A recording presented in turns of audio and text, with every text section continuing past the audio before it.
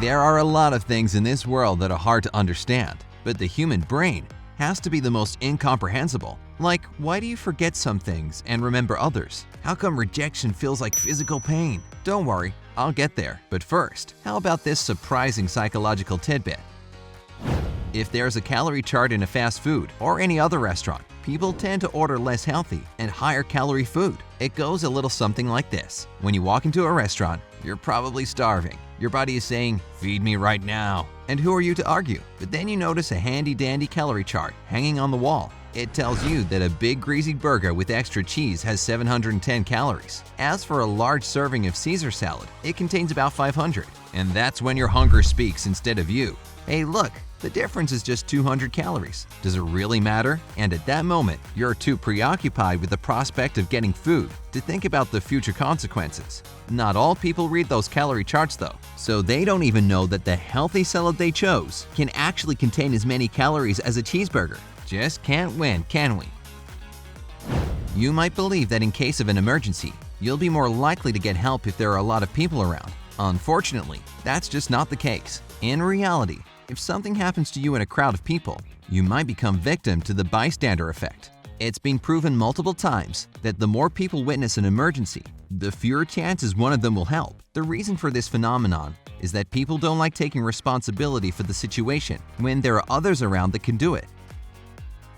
Have you ever complained about poor product choices at the grocery store? Well, even those options that you do have might be too many for you. When you have too many alternatives, your brain freezes and fails to make a final decision. Shoppers in one grocery store unknowingly participated in an experiment. Researchers set up 2 booths with a selection of products. On one table, there were 6 kinds of jam, while the other was covered with 24 different jars of the sweet treat. And if you're sure that the second booth had more visitors, think again.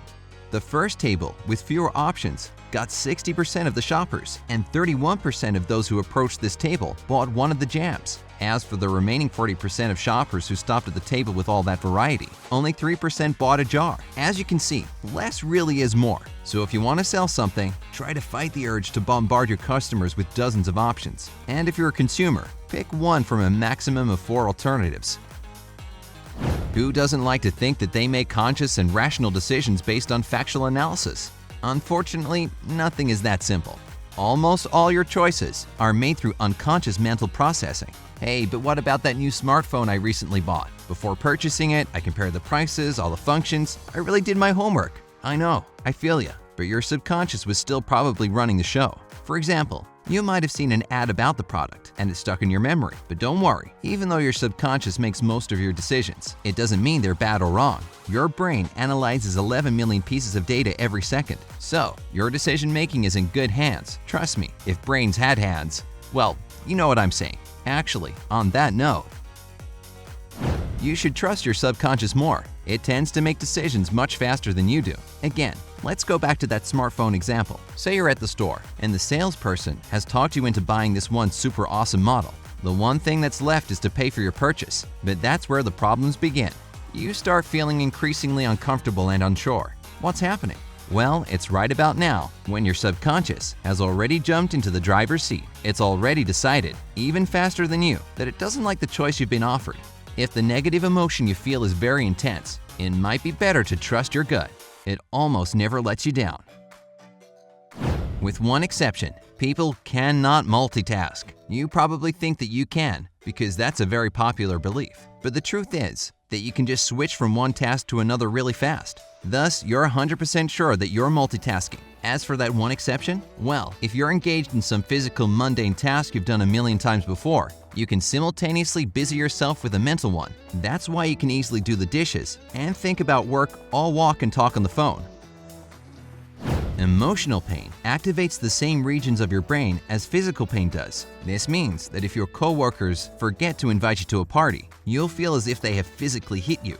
It turns out that during the process of evolution, your body decided to save its resources and take the economical route. The result? You have a single neural system to feel and detect both physical and emotional pain. Oh, my heart! Your memories aren't set in stone. You tend to reconstruct them every time you think of a particular memory. Imagine that a memory is a short video clip that's stored somewhere in your brain. Each time you return to this memory, certain nerve pathways fire anew.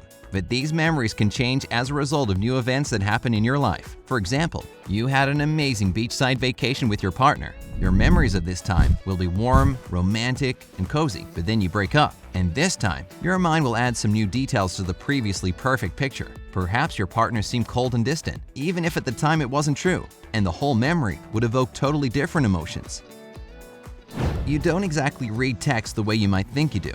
Despite what some researchers used to believe in the past, the brain doesn't focus on word shapes. It pays attention to letter shapes and sequences. First, you recognize the letters in a word and then proceed to figure out the word as a whole, even if they're not in the right order. Interestingly enough, you use your peripherals to read not only the letters in front of you, but also 15 more letters that are ahead. In other words, your brain anticipates the following words. If you find it a bit harder to read text written all in caps, which is something a lot of people say they find more difficult, the reason is that you aren't used to this type of writing. As soon as you practice though, you'll get used to this style, and it'll become as easy as reading text in lowercase letters.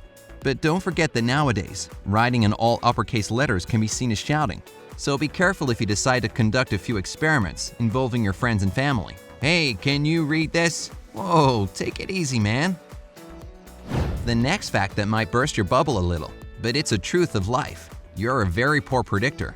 It turns out that people tend to overestimate their potential reactions to different future events. This is true both about negative and positive things that might happen.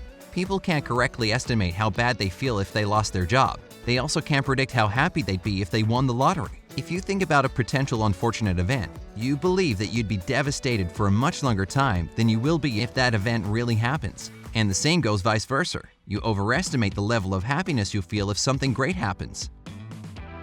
Be careful if you go shopping in a bad mood, when you're tired, or if you feel scared. In this case, logos and brands will have the biggest effect on you.